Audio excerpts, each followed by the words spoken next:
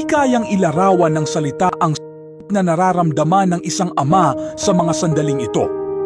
Si Mark Masongsong, isang ama na matagal nang nagtatrabaho sa ibang bansa upang mabigyan ng magandang kinabukasan ang kanyang pamilya, ay kailangang tanggapin ng isang pangyayaring kailanman ay hindi niya inakalang mangyayari.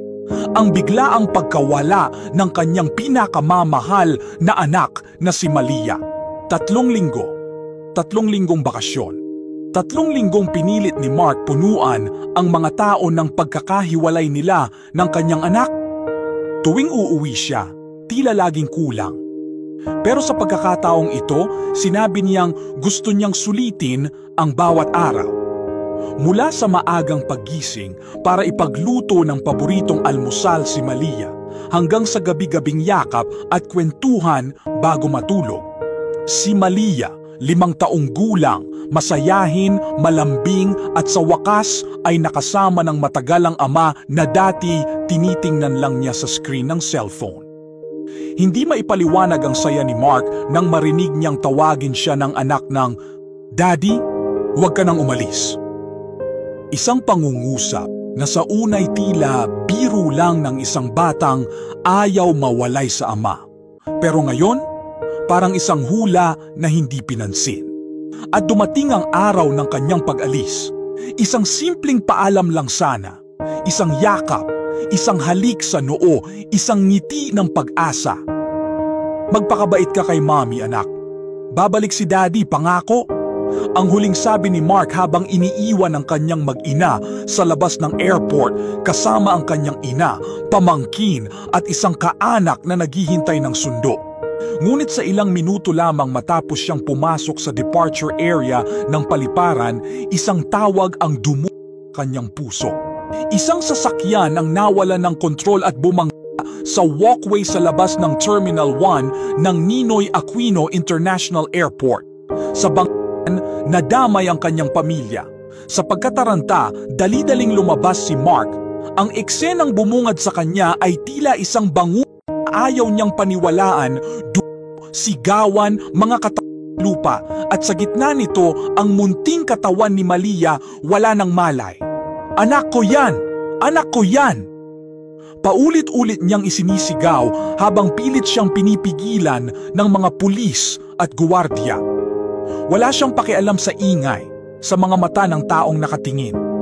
Sa mga sandaling iyon, isa lang ang totoo, ang kanyang anak na kasasabi lang ng "I love you, Daddy" ay wala na. Si Cynthia, ang kanyang asawa, ay nasa kritikal na kondisyon. Hanggang ngayon ay patuloy na nilalabanan ang kamatayan sa ospital. Ang ina niyang si Edita at 7 taong gulang na pamangkin ay sugatan din. Dapat ay masaya silang pauwi na sana sa Lipa, Batangas, dala ang alaala ng 3 linggong buong pamilya. Ngunit sa isang iglap, nabago ang lahat. Tahimik si Mark, pinili niyang huwag magsalita sa media. Pinili niyang lumuha ng mag-isa sa tabi ng malamig na katawan ng anak.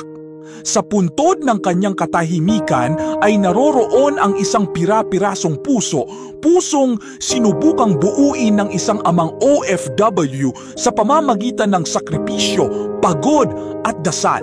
Ngunit tila isang kisap mata lang tinangay ng trahedya kanyang pinakamahalagang kayamanan. Maraming tao na ang nawala sa kanilang mag-ama. Ngunit ang ilang linggo na iyon, ang mga yakap, halakhakan, paglalakad sa park, pagkain ng paboritong spaghetti ni Malia, iyon na sana ang simula ng mga panibagong alaala. Ngunit ngayon, alaala na lang lahat iyon. Wala na ang munting boses na bumabati ng "Good morning, Daddy." Wala na ang mga maliit na kamay na yumayakap tuwing gabi. Wala na ang ngiti ng isang batang sabik sa pagmamahal ng ama. At sa mga araw na darating, tanging alaala na lamang ang kanyang masasandalan. Isang yakap na hindi na maibabalik. Isang anak na kailanman ay hindi na niya mahahagkan muli. Sa katahimikan ng gabi, marahil ay tanging mga larawan ni Malia ang magiging kasama ni Mark at mga tanong na walang kasagutan. Paano nga babangon ang isang ama mula sa ganitong sakit? Hindi natin alam.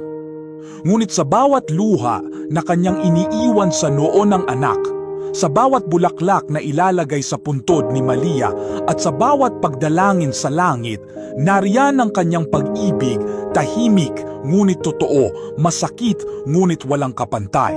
Isang pagmamahal ng ama na hindi kailanman mapuputol kahit kamatayan pa ang humadlang.